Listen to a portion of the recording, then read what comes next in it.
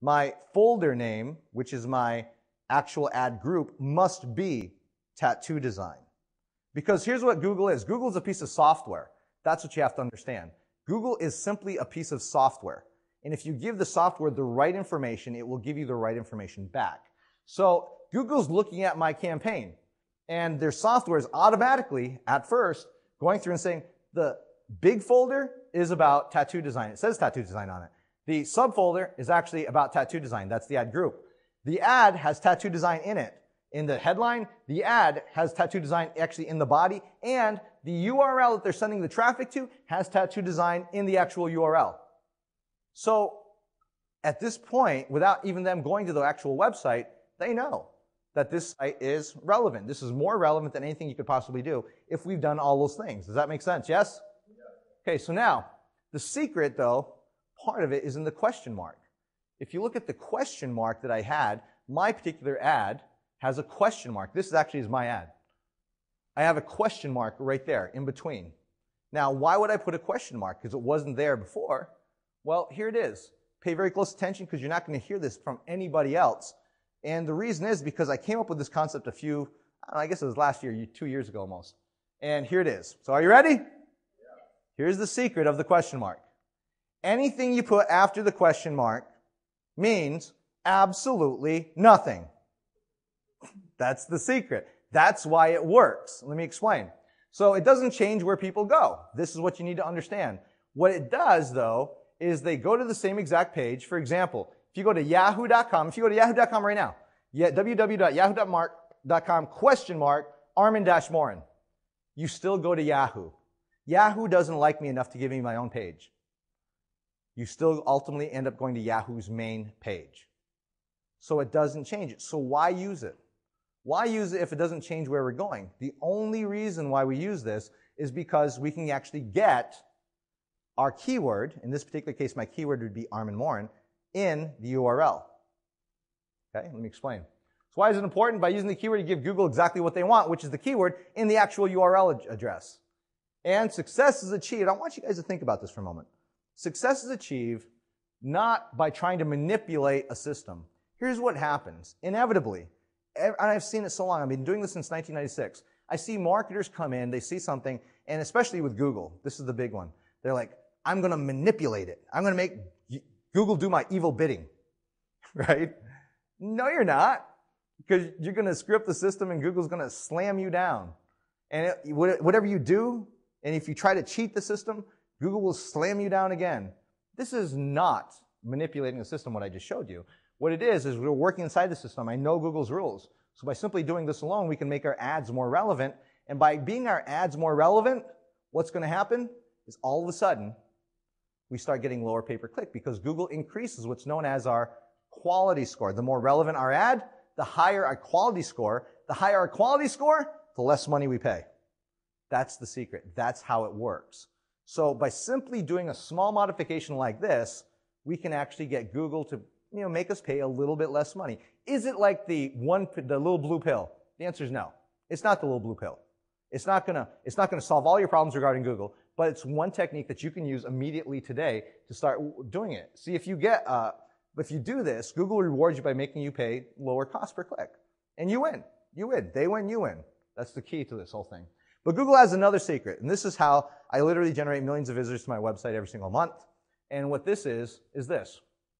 Here's a standard ad. How many people have ever seen an ad like this before on a web page? Anybody? Yes? Yeah. Okay, this is a Google AdSense ad. Okay, meaning that this person who owns this website put this ad on their website hoping that someone's going to click on the ad and then Google's going to pay them a certain amount of money.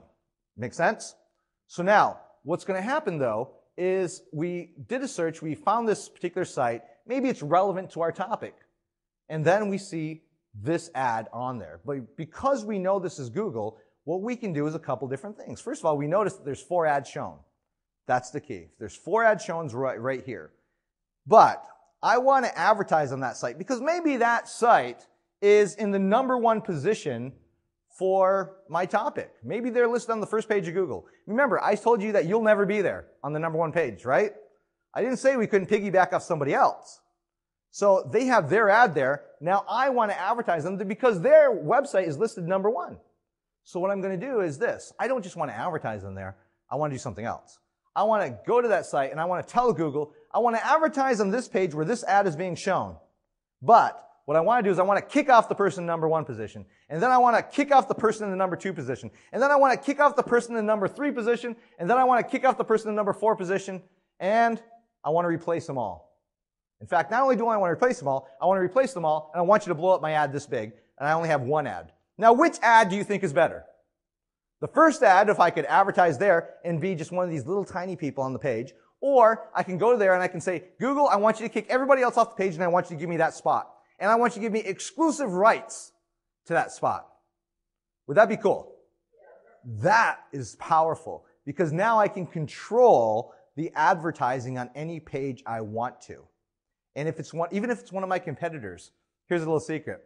You want to dominate your niche real quick, and it's kind of a dirty secret really in a way, but it's really kind of cool. Go to all your competitors. You see, most people online are idiots. Okay, you can quote me on that.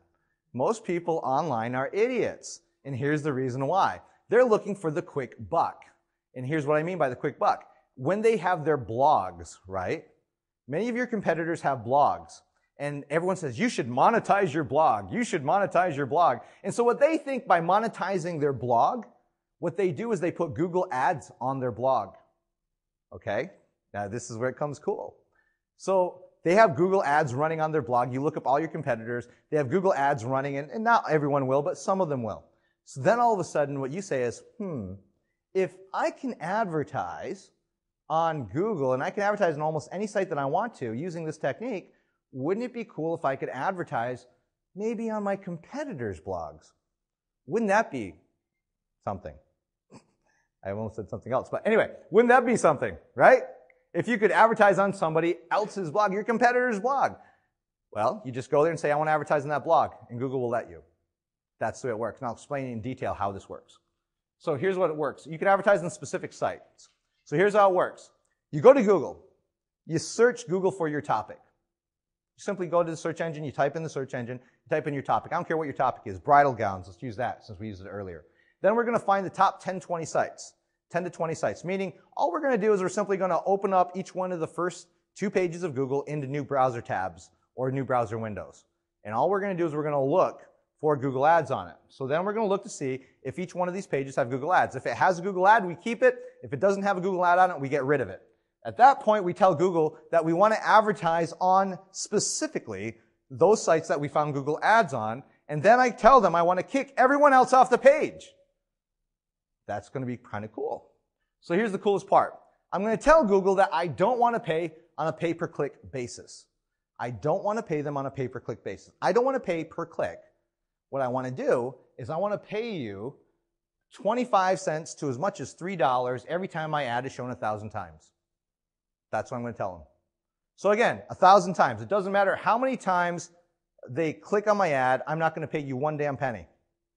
Okay, that's what I'm going to tell Google. So again, if my ad is shown 1,000 times, and let's say 300 people click on my ad, and I'm charged by Google 25 cents per 1,000 times, how much is my cost? No, it's actually not 0, it's actually something. But it's actually 25 cents, right? It doesn't matter how many times my ad is shown, I'm agreeing to pay Google every 1,000 times my ad is shown. So if 300 people click on it, it doesn't cost me any more money. I still get the same amount of traffic, and I still pay them the same amount. So again, it's called CPM. CPM stands for cost per thousand. That's the way it works. This is an old school method of advertising. It's been around an awful long time, but the fact is that most people haven't been able to do it because only the big boys have been using this in their mass advertising, usually with banners. That's been on other sites. You know, Yahoo was really big on this in the past, and a lot of other companies have been, but it was only reserved for people with huge accounts. Now with Google, it's kind of brought this back, so the average person, just like me and just like you, can actually use this in order to do it. But you set a price every 1,000 times that your ad is shown on that page, and it's far less expensive if you have a good ad. You see, most people have tried this technique, but the problem with them trying this technique is that their ad stinks.